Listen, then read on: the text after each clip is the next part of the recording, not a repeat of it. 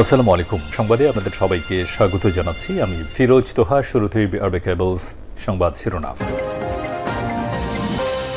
জানিয়ে দিব আমাদের হাতে থাকা সর্বশেষ গুরুত্বপূর্ণ আপডেট বাংলা সংবাদ। শুরুতে শিরোনাম। কোটা এবং পেনশন বিরোধী আন্দোলনে বিএনপির সমর্থন আছে বললেন বিএনপির মহাসচিব মির্জা ফখরুল ইসলাম আলমগীর। এরপর জানিয়ে দিব কোটা আন্দোলন, ক্লাস এবং পরীক্ষা বর্জনের ঘোষণা জবিপ্রবি শিক্ষার্থীদের। কোটা বাতিলের দাবিতে যশোর বিজ্ঞান এবং প্রযুক্তি বিশ্ববিদ্যালয়ে আগামী 7 দিনের ক্লাস পরীক্ষা বর্জনের ঘোষণা দিয়েছেন আন্দোলনরত শিক্ষার্থীরা। এদিকে স্মার্ট বাংলাদেশ বিনির্মাণে শিশুদের প্রস্তুত হওয়ার আহ্বান জানিয়েছেন প্রধানমন্ত্রী।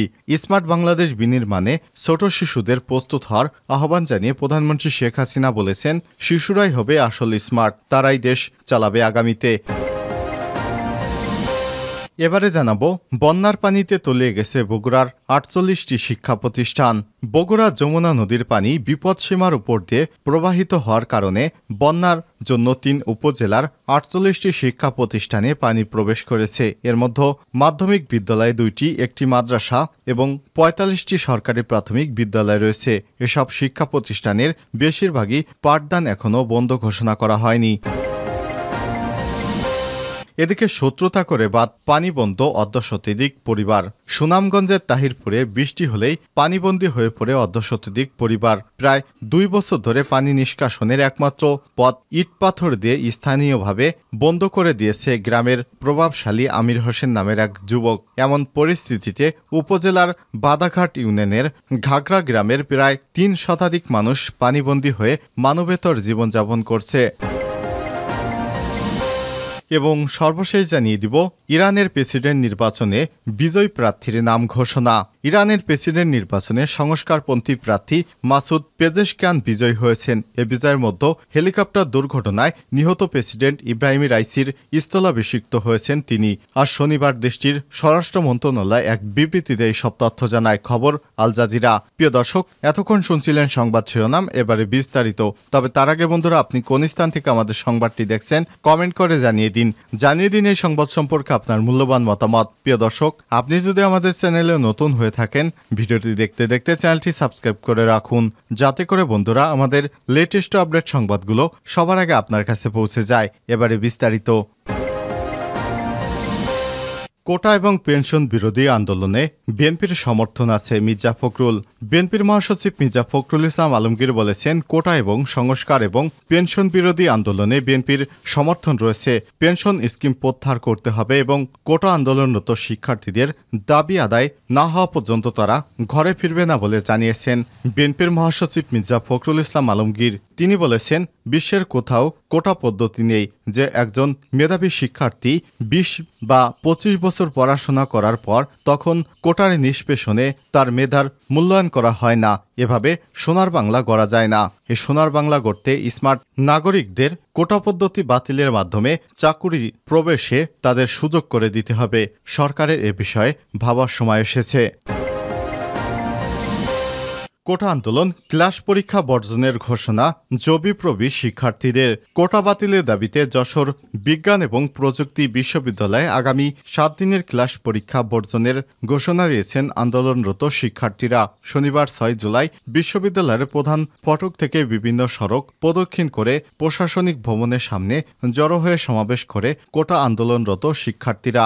সমাবেশে শিক্ষার্থীরা বলেন, বৈষম্যমূলক কোটা প্রথা এদেশের মেধাবীদের সঙ্গে প্রতারণা করা শামিল। 2018 সালে কোটা বাতিলের পরিপত্র অবিলম্বে বহাল করে সকল ক্ষেত্রে মেধাবীদের অধিকার নিশ্চিত করতে হবে, নতুবা 2018 সালের চেয়ে কঠোর আন্দোলন গড়ে তুলব আমরা।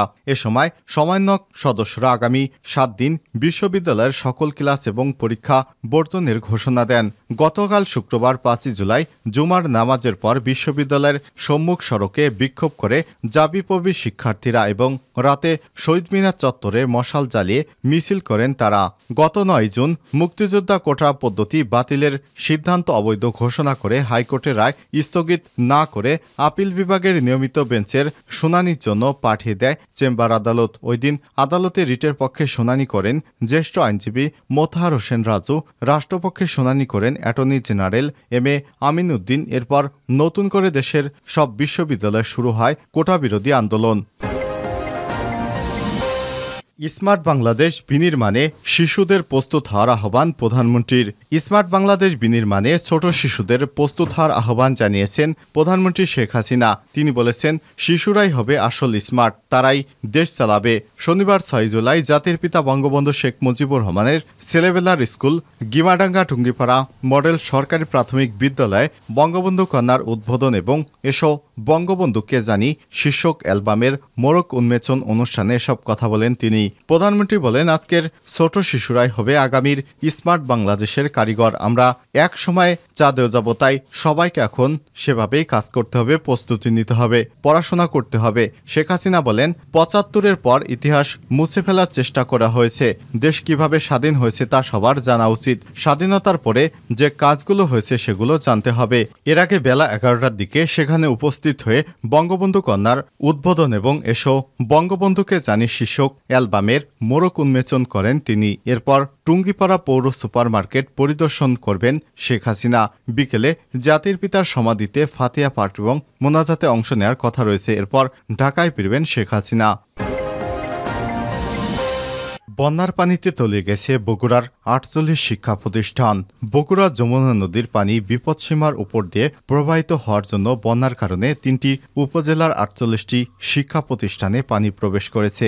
এর মধ্যে মাধ্যমিক বিদ্যালয় ২টি, একটি মাদ্রাসা এবং ৪৫টি সরকারি প্রাথমিক বিদ্যালয় রয়েছে। এসব শিক্ষা প্রতিষ্ঠানের বেশিরভাগই পাঠদান এখনও বন্ধ ঘোষণা করা হয়নি। এই ৩ উপজেলার মধ্যে সারিয়াকান্দিতে ৩৩টি সরকারি প্রাথমিক বিদ্যালয় এবং ২টি মাধ্যমিক বিদ্যালয়, সোনাতলা উপজেলায় ৮টি সরকারি প্রাথমিক বিদ্যালয়, একটি মাদ্রাসা এবং ধুনটে 4টি সরকারি প্রাথমিক বিদ্যালয় রয়েছে।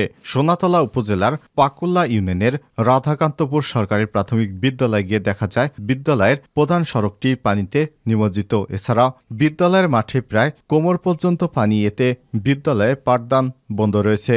বালুয়াপাড়া সরকারি প্রাথমিক বিদ্যালয়ের মাঠে পানি না উঠলেও বিদ্যালয়ের চারপাশে পানি উঠেছে, এতে করে ওই বিদ্যালয়ের পাঠদানও বন্ধ রয়েছে।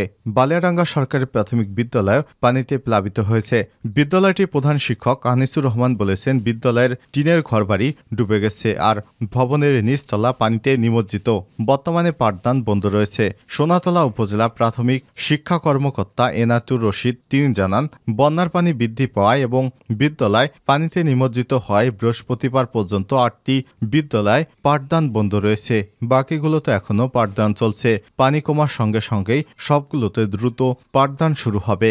সোনাতলা উপজেলা মাধ্যমিক শিক্ষা কর্মকর্তা নাজমুল শেখ বলেছেন, প্রাথমিক বিদ্যালয়গুলোতে এখনও তেমন সমস্যা দেখা দেয়নি, তবে পানিতে নিমজ্জিত হয় তেকানি চুকাইনগরে PM দাখিল মাদ্রাসা পাঠদান বন্ধ ঘোষণা করা হয়েছে। এদিকে বগুড়ার ধুনট উপজেলার ভান্ডাবাড়ি ইউনিয়নের পানিতে নিমজ্জিত বিদ্যালয়গুলো হল উপজেলার কোয়াগাড়ি সরকারি প্রাথমিক বিদ্যালয়, শিমুলবাড়ি সরকারি প্রাথমিক বিদ্যালয় এবং রাধানগর সরকারি প্রাথমিক বিদ্যালয়। এসব বিদ্যালয়ে প্রায় 500 শিক্ষার্থী লেখাপড়া করে থাকে। পানি ঢুকে পড়ায় বিদ্যালয়ে পাঠদান করানো সম্ভব হচ্ছে না। এ কারণে বিদ্যালয়ের আশেপাশে উঁচু বাড়ি কিংবা বন্যা নিয়ন্ত্রণ বাঁধের উপর খোলা আকাশের নিচে শিক্ষার্থীদের পাঠদান করানো হচ্ছে।